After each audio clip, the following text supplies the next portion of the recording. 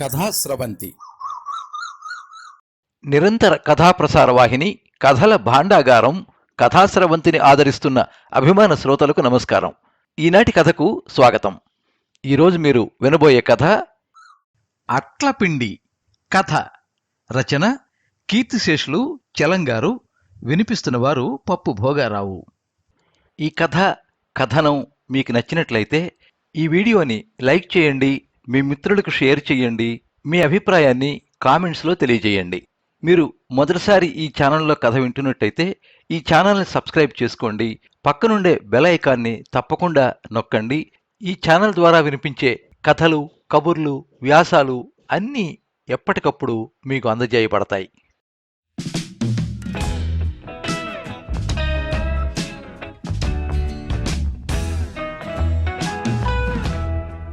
నా చిన్నతనంలో మాకు ఒక నాయనమ్మ ఉండేది. ఆమె పేరు వెర్రి బామ్మ. కానీ అట్లు బహుప్రశస్తంగా ఉండేది. ఆవిడ చేస్తే ఇంతవరకు ఒక్కసారిగా 25 కట్ల కంటే తక్కువ తిన్నవాడు లేడు. మాలో ఆమెను అందుకనే అట్ల బామ్మ అనేవాళ్ళం. ఎలా చేసేదో, ఆ పిండిలో ఏం కలిపేదో ఎవరికీ తెలియదు. ఒకసారి నేను మా చెల్లెలు గారి ఊరు వెళుతున్నా. మా చెల్లెలు గర్భిణితో ఉండి బామ్మ అట్లు తినాలని ఉందని ఉత్తరాలు రాస్తోంది. బామ్మ ఏం చేసిందంటే పిండి కలిపి ఒక పెద్ద సత్తెప్పాలలో వేసి సిబ్బి బోర్లించి గుడ్ల వాసిని కట్టి నన్ను ముందు తీసుకెళ్లమంది. మర్నాడు తను బయలుదేరి వస్తానంది. చేపురోల్లో మధ్య ఒకరోజు దిగాను. మర్నాడు తెల్లవారి రైలుకొచ్చి మూట గిన్నె పెట్టుకుని ప్లాట్ఫారం మీద నుంచున్నా. దగ్గర ఉన్న వాళ్ళందరూ మూటలు ట్రంకులు మోసుకుని దూరంగా పోతున్నారు. కారణం తెలియక ఎందుకన్నా మంచిది పోని అని నా మూట గిన్నె తీసుకుని నేను వాళ్ళ వెనకాల వెళ్ళి నుంచున్నా. వాళ్ళు నా కేసి కోపంతో చూసి వెనక వదిలిన చోటుకే వెళ్ళి మళ్ళీ నుంచున్నారు. ఆలోచించా ఎందుకనిట్లా ఏడిపిస్తున్నారని. ఒకవేళ ఈ అట్లపిండి వాసనేమో. కానీ మా ఇంట్లో వాళ్ళందరికీ చాలా అలవాటే. అదీగాక ఆ వాసన తగిలేటప్పటికీ సంతోషం కూడాను. ఈ కాస్త భాగ్యానికి ఇంత హడావిడా, ఎంత సుకుమారం అబ్బా అనుకున్నా. రైలంతా క్రిక్కిరిసి ఉంది. నేనెక్కిన పెట్టెలో ఆ ఊరి వాళ్ళెవరూ ఎక్కలేదు. వాళ్ళు కనిపెట్టే ఉన్నారు నేనెక్కడ ఎక్కుతానో చూస్తో. నేనెక్కిన చోట ఇదివరకే 10 మంది ఉన్నారు. చోటు లేదన్నారు. కానీ నా తప్పాల ముందు తోసి వెనకాల నేను ఎక్కాను. తప్పాల పైన బల్ల మీద పెట్టి 2 లావాటి వాళ్ల మధ్య ఇరికి చాలా ఉక్కగా ఉందండి ఇవాళ అన్నాను. 2 నిమిషాలైంది. ఒక ముసలాయన ఇటు అటు కదలడం మొదలుపెట్టాడు. చాలా ఉక్కగా ఉందండి ఇక్కడ అని పెద్ద ట్రంక్ ఒకటి మోసుకుని బయటకు బయలుదేరాడు. ఇంకో చోట అసలు ఒకరి మీద ఒకరు నుంచున్నారండి అన్నా ఆగలా. 2వ లావాట ఆయన కూడా లేచి వెనకాల వెళ్ళాడు. ఒకరిని వదిలి ఒకరుండలేరు కాబోలు అనుకొని హాయిగా సర్దుకున్నాము. ఇంతలో తక్కిన వారందరూ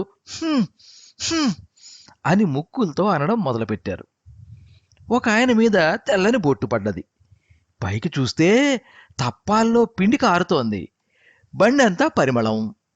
హఠాత్తుగా ఒక్క మాట అయినా ఆడకుండా 4 లేచి బస్తాలు ట్రంకులు దింపుకొని బయటికి నడిచారు.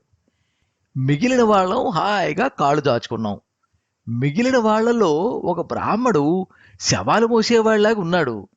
కుళ్ళిన పసిపిల్ల శవం వాసన అన్నాడు. ఆ మాటలతో అదిరిపడి ఇంకా 3 లేచి ఒకళ్ళ కాళ్ళకు ఒకళ్ళు అడ్డం పడుతూ బండిలో నుంచి కిందికి దొర్లారు. రైలు కదులుతోంది. ఆఖరికి ఆ బండి కల్లా నేను పచ్చకోట అయినా మిగిలాం. ఏమిటండి ఈ కొంచానికి ఇంత హడావిడి చేస్తారు వీళ్ళు, అంతా వేషం అన్నాడు. ఆయనకి చాలా జలుబు చేసింది. కానీ రైలు బయలుదేరిన కాసేపటికల్లా ఒక్కసారి గాలి రివ్వన కొట్టేటప్పటికీ చాలా బాధపడ్డం మొదలుపెట్టాడు. ఆ జలుబు గిలుబు వదిలిపోయింది. ఆ తర్వాత స్టేషన్లో కాఫీ తాగొస్తానని దిగి ఇంకో బండిలో ఎక్కేశాడు. చాలా నీచమైన పని చేశాడు అనుకున్నా. తర్వాత బండి అంతా నాదే. ప్రతి స్టేషన్లో మనుషుల్ని హాయిగా ఒక్కడిని అటు ఇటు చూస్తే నిశ్చింతగా కూర్చున్న నన్ను నా బండిని చూసి కళ్ళు కుట్టి, ఒరే శంకరయ్య ఖాళీ బండిరా ఇట్లారా అని ట్రంకులు సంచులు మోసుకొచ్చి తలుపు తెరిచి మెట్లెక్కి ముక్కుతో ఇటు అటు ఊది బండికేసి నా మొహంకేసి చూసి అమాంతం వెనకాల వాళ్ల మీద విరుచుకుపడేది. అందరూ అంతే, ప్రతి స్టేషన్ దగ్గర అంతే. ఏమెరగనట్టు అటికేసి మొహం తిప్పేసి కూర్చున్నా. రైలు కదులుతున్నా అట్టే ఉండిపోయినారు గాని నా బండిలో మాత్రం ఎక్కలేదు. గిన్నె దించుకుని హాయిగా గోదావరి స్టేషన్లో దిగాను.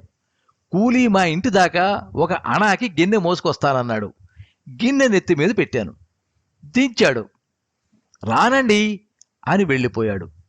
ఇదంతా చూస్తున్న ఇంకోడు ఆలోచించి 2 అణాలకు వస్తానన్నాడు.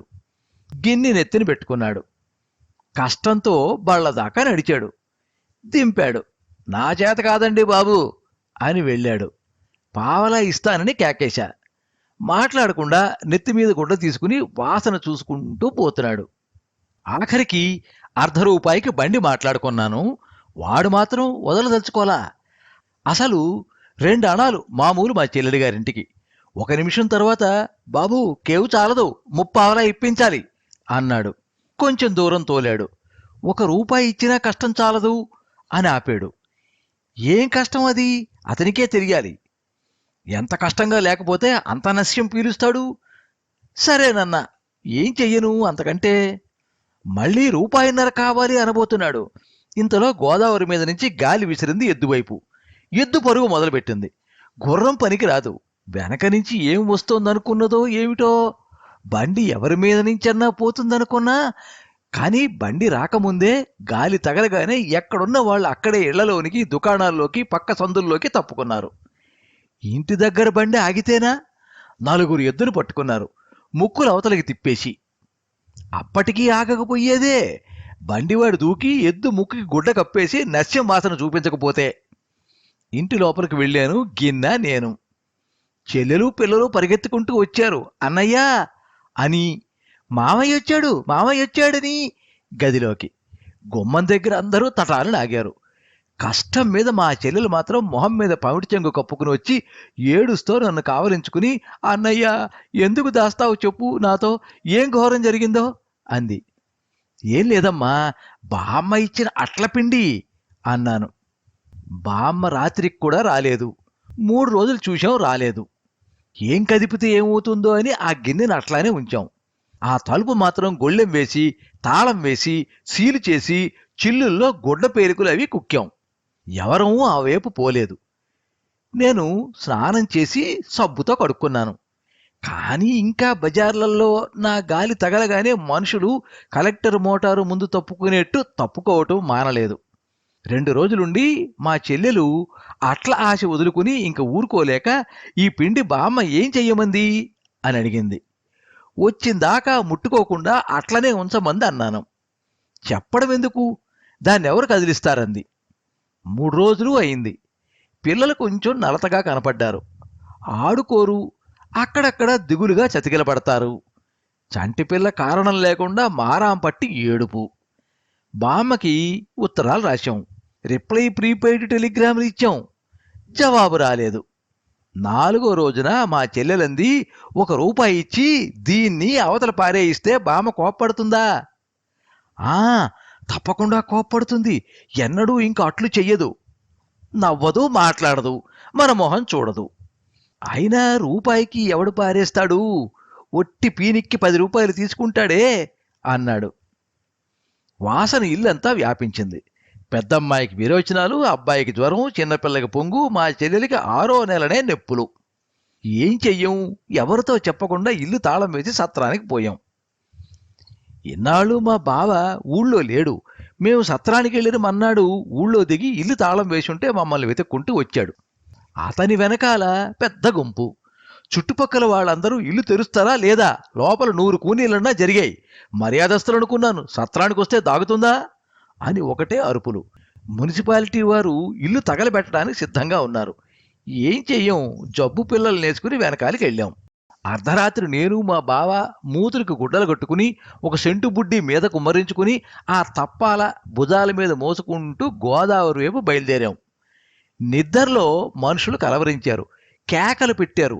తొందరగా వెళ్ళి శేషయ్య మెట్ల దగ్గర నావ తీసుకుని నీళ్ల మధ్యకు పోయి గిన్నెపాళంగా గోదావరిలో పడేచ్చాం.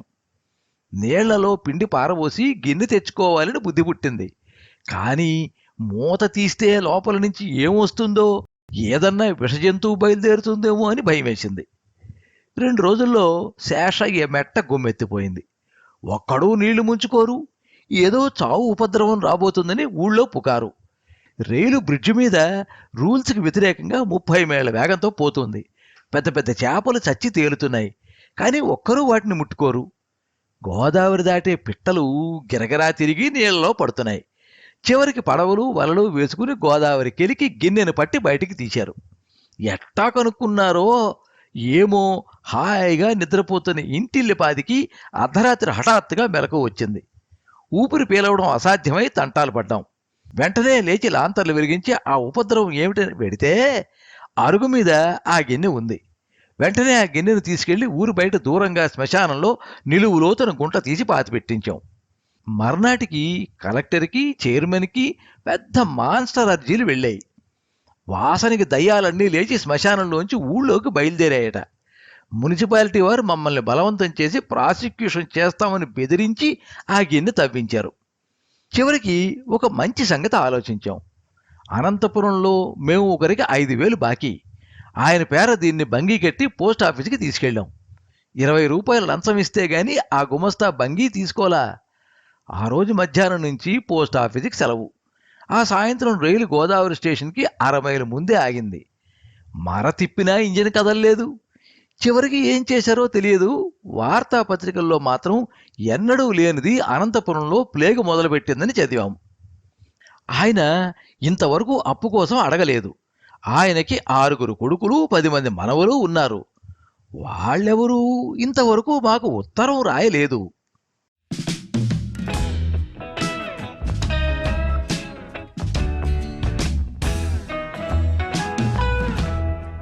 మీరింతవరకు అట్లపిండి కథ విన్నారు.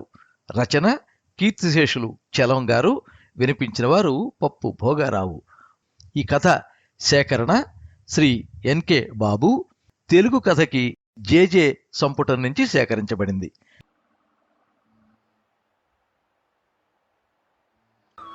ఎప్పుడు మీ అభిమానాన్ని కోరుకునే పప్పు భోగారావు. సర్వే జనాః సుఖినో భవంతు. కథా స్రవంతి